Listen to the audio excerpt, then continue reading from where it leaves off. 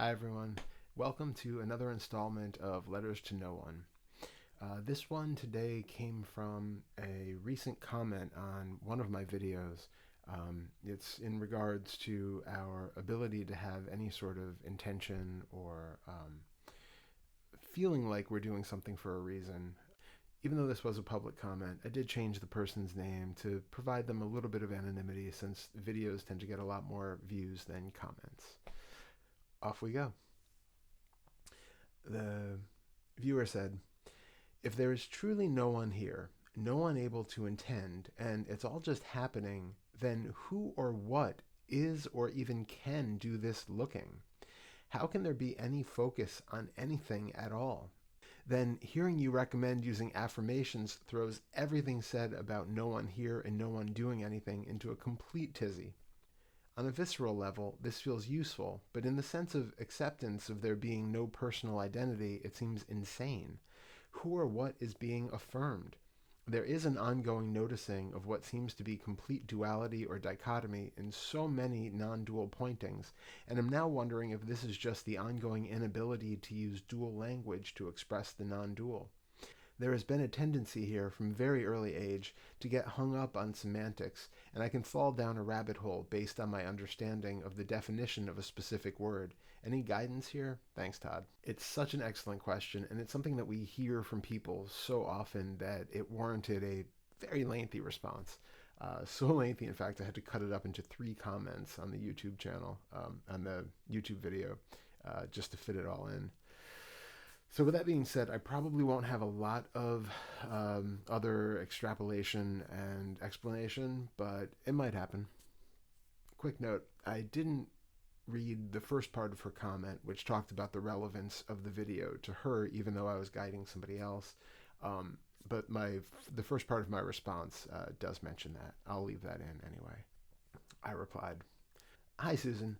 First off, super glad that you're finding it relevant and helpful. It's funny, we feel like we're all such unique creatures, and yet we all find it so easy to see ourselves in others because we share so many of the same underlying beliefs and ways of navigating the world. I love your question, and I'm glad you asked it. It's going to be a long answer, so get comfy. It is confusing when we talk on different levels about all of this stuff. It's easier to use our everyday speech of I and you should try this or that. It's just clunky to use the non-dual speak that some people try, which doesn't really get rid of any of the underlying duality behind it. It still seems like one character here giving advice to another apparent non-existing character, even if that advice is that the other character can't fundamentally do anything. Ultimately, it's true that there is no one who has intention or can do anything.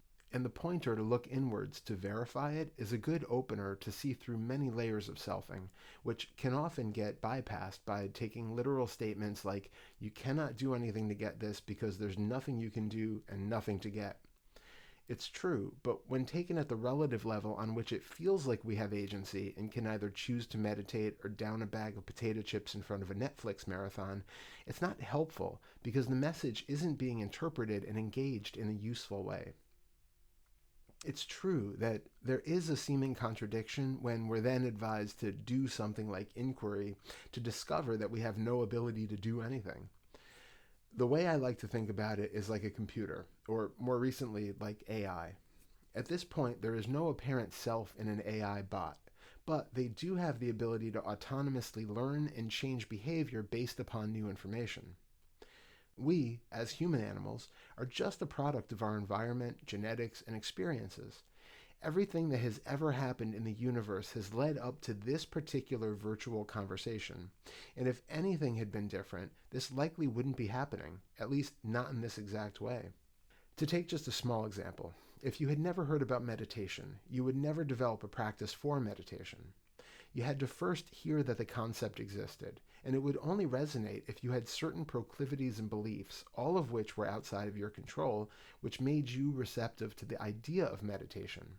There are millions of people on the planet who have heard about meditation but never tried it for a variety of reasons, all of which are out of their control. But if there is an internal receptivity to the concept, then the meditation program can be initiated. The possibility of meditating is now there. Someone can then suggest that you do a certain type of meditation for one reason or another. However, whether or not that suggestion is heeded and the prompt performed is again mitigated by various factors. Have you ever had the thought, I should really meditate today, but I'll do it later? Or, I want to meditate, but I have so many other things to do today? Or whatever other variation hits home? Even with the idea that you want to do something, you still don't always do it. So what's happening there? You have multiple thoughts with contradictory aims, but thoughts are not the direct drivers of action either. I could be sitting on the couch and think that I should get up to get a drink, but if the thirst isn't stronger than the comfort of the couch, it's not going to happen. And on the flip side of that, I might find myself getting up from the couch and heading to the sink to get a glass of water without noticing any conscious thought about it ahead of time. What drove that action? So when you ask, then who or what is or even can do this looking? It's just a thought that implies that there needs to be a someone who can do the looking. If you ask an AI chatbot for a new recipe, you probably wouldn't then ask, who created and typed the recipe? You'd look at it like an automated process with no need for a self to perform the action, and we function the same way. You only have the possibility of looking or inquiry because you've now encountered the suggestion and the explanation of how to do it. That information then gets thrown into the software, and the probability of whether it will happen or not is not related to whether you decide or don't decide to follow through with it. There are so many factors that are beyond comprehension in play that all determine whether you'll inquire today, tomorrow, or never. There are then just ego thoughts that pop up afterwards that take credit for having put forth the effort, or that give excuses for why today wasn't the right day, but that you'll surely remember to try again tomorrow. As for the affirmation part of the puzzle, again, take the AI programming analogy. Right now, the Susan AI is operating based off of a specific set of learned and inferred data. I don't know about this part, so choose the facts that are relevant to you. But if the Susan AI learned while growing up that it would try something, and then get the feedback from parents and peers that it was wrong, and that it didn't perform the action the correct way, or that there was something fundamentally broken in its functioning, then the Susan AI is going to use that as its starting point when engaging with the world. There's the base belief that, quote, I am interacting with this person and they see how broken I am, so I need to do this thing to compensate. And this goes on automatically throughout our life. The idea of an affirmation is a type of reprogramming of the AI. It's to contradict the underlying starting point that has been coloring every interaction and all of your views on how the world is and how you are in it. This is why it can take a while, and as Daryl recognized in the video, this is why it's more useful to feel the actual love in the body when you're doing loving affirmations, because it takes you from just words, which may or may not be believed, to the felt feedback in the body, which makes the words seem much more real and persuasive. We are trying to reprogram the AI in the most effective manner possible. And to clarify, we are not using the affirmations to confirm and solidify stories about ourselves. It's not about proving that we really were a victim, or had such a terrible childhood, or that I have to continue doing, thinking, and feeling the way that I do because of some incident that I have to cling to as my origin story. Rather, we are contradicting them in a way that could also show you how unreal the thoughts and their reflections of us really are. And this isn't a form of that toxic positivity wherein you are repeating affirmations as a form of suppressing and not feeling, acknowledging, or dealing with the uncomfortable stuff. And we're not gaslighting ourselves about our experience. We are directly encountering whatever shows up, giving it space, reassurance, and then feeling how the opposite can also be true. At the same time, we're also providing new, healthier information for the system to learn that the way in which we have been viewing ourselves is neither true nor the only way that we can be seen, felt, and experienced by others or by ourselves. For instance, if you have the idea that I am unworthy of love, and this has been your fundamental starting point for most of your life, you are likely going to feel a certain numbness or inability to feel love for yourself, even if someone else showers you with it in every way that they can think to express. But if we use the affirmation, I love myself and I am worthy of love exactly as I am, and then generate a feeling that we associate with love and direct it towards the idea of me, or an image of the younger version of me who first learned their unworthiness, we are contradicting the subconscious assumption that we are not worthy or even capable of feeling love from others or from myself. We are putting new, more functional data into the system to override the earlier self-destructive programming. We learn, AIs learn, it's the same process, all devoid of self. And by recognizing that it is possible to learn new starting points, it is healing those old wounds that still hurt when they get pushed because there isn't the same belief in their truth that once existed. This is then changing the way that we see the world and our perspective of us in it.